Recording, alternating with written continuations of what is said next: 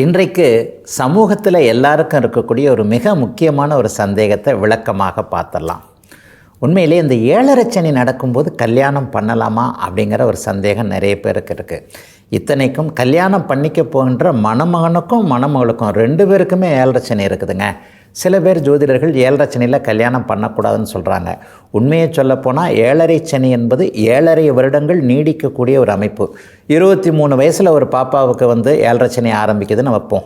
அப்போ 30 வயது வரைக்கும் அந்த பெண்ணுக்கு கல்யாணமே பண்ணாமல் இருக்க முடியுமா? இது யதார்த்தத்திற்கே ஒத்துப்போகாத ஒன்றாக இருக்கிறதே. இதில் உள்ள உண்மையான நிலைமை தான் ஒரு பெரும்பாலான ஒத்துப்போகின்ற கருத்து தான் என்ன அப்படின்னு பார்த்தோம்னா, உண்மையை சொல்லப்போனால் 7.5 சனியில் தாங்க கல்யாணம் ஆகும். 7.5 சனியில் தான் கல்யாணம் ஆகும். 7.5 சனியில் தான் குழந்தை பிறக்கும். தனிப்பட்ட வாழ்க்கை சுகங்கள் என்று சொல்லப்படக்கூடிய ஒரு மனிதனுக்கு தேவையான தனிப்பட்ட விஷயங்களை, சொந்த வாழ்க்கை அமைப்புகளை 7.5 சனி ஒருபோதும் தடை செய்வதே இல்லை. பாலிய பருவத்தில் வரக்கூடிய 18-20 வயதில் வரக்கூடிய 7.5 சனி, ஜன்மச்சனி பார்த்திங்கன்னா காதல் போன்ற அனுபவங்களை கொடுத்து ஒரு மனிதனுக்கு, ஒரு பெண்ணிற்கு ஆணின் அருகாமை, ஆணினுடைய அமைப்புகள் அனுபவங்களை கொடுத்து, ஒரு ஆணுக்கு பெண்ணுடைய அருகாமை அனுபவங்களை கொடுத்து, எதிர்காலத்தில் அதே நேரத்தில் ஒரு பிரேக்கப்னு சொல்லப்படக்கூடிய காதல் தோல்வியவும் கொடுத்து, ஒரு ஆண் என்பவன் எப்படிப்பட்டவன் என்பதை பெண்ணுக்கு புரிய வைக்கவும், பெண் எப்படிப்பட்டவள், எதை விரும்புவாள், எப்படி நடந்து கொள்வாள் என்பதை ஆணுக்கு புரிய வைக்குமான அந்த காதல் அனுபவங்கள் கூட இந்த 7.5 சனியில் தாங்க வரும். ஆக 7.5 சனி என்பது ஒருபோதும் திருமணத்தை தடுப்பதில்லை, புத்திர பாக்கியத்தை தடுப்பதில்லை.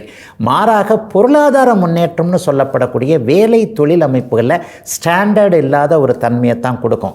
2 பேருக்கும் 7.5 சனி நடக்குதுன்னா கண்டிப்பாக அவர்களுக்கு திருமணம் செய்து வைக்கலாம். அதில் எந்த விதமான மாற்றமும் இல்லை. 2 பேரும் திருமணம் செய்து கொண்டு அவர்களுக்குள் அவர்களுடைய புத்திர பாக்கியம் போன்ற அமைப்புகளை அனுபவித்து கொண்டு பொருளாதாரத்தில் கொஞ்சம் கஷ்டப்படுவாங்க, அவ்வளோதான். 2 பேருமே வேலைக்கு போகிறாங்கன்னா வேலையில் ஸ்ட்ரெஸ் இருக்கும்.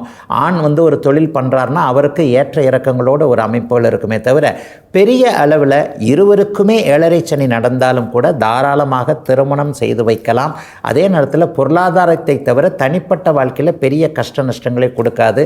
சில நிலைகளில் ஒரு சின்ன சின்ன மன அழுத்தங்களை கொடுத்து விடும். கணவர் பேர்லேயோ மனைவி பேர்லேயோ ஏதாவது ஒரு மன அழுத்தங்களை கொடுக்கும். 2 பேரும் ஏக நட்சத்திரமாக இருக்கின்ற பட்சத்தில், ஆக 7.5 சனியில் இருவருக்கும் திருமணம் செய்யலாமா என்றால் தசாபுக்தி அமைப்புகளை பொறுத்து கண்டிப்பாக செய்யலாம். ஆனால் அதே நேரத்தில் இந்த 7.5 சனியை விட கடுமையான அஷ்டமச்சனி என்கின்ற ஒரு அமைப்பு இருக்கு இல்லையா? இந்த அஷ்டமச்சனியில் தாங்க 2 பேருக்கும் ஒரே மாதிரியாக அஷ்டமச்சனி. இப்போது சிம்மராசிக்காரர்களுக்கு அஷ்டமச்சனி நடந்து கொண்டிருக்கிறது. இந்த மாதமே, வருகின்ற ஆவணி மாதமே 2 சிம்மராசிக்காரர்களை ஒன்றாக சேர்க்கலாமானா கொஞ்சம் யோசனை பண்ணணும். அஷ்டமச்சனி என்பது சொந்த வாழ்க்கையையும் தடை பண்ணக்கூடிய ஒரு அமைப்பு.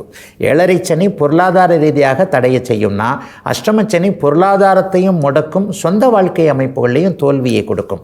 கணவன் மனைவி புரிதலை கூட அஷ்டமச்சனி அப்படியே ஒரு மாதிரியாக செய்யக்கூடிய அமைப்பு. ஆக 2 பேருக்கு அஷ்டமச்சனி நடக்கும் பொழுது இருவரையும் திருமண பந்தத்தில் இணைச்சி வைக்கலாமான்னா அதில் தான் கொஞ்சம் யோசனை பண்ணணும். நல்ல தசாபுக்தி அமைப்புகளை பார்க்கணும். கூடுமான வரை அஷ்டமச்சனி நடக்கக்கூடிய இருவரை இணைக்காமல் இருப்பதே நல்லது அப்படிங்கிறது தான் உண்மை. ஏன்னா கல்யாணம் நடந்தவுடனே சில பிரச்சனைகள் வருது பாருங்கள்.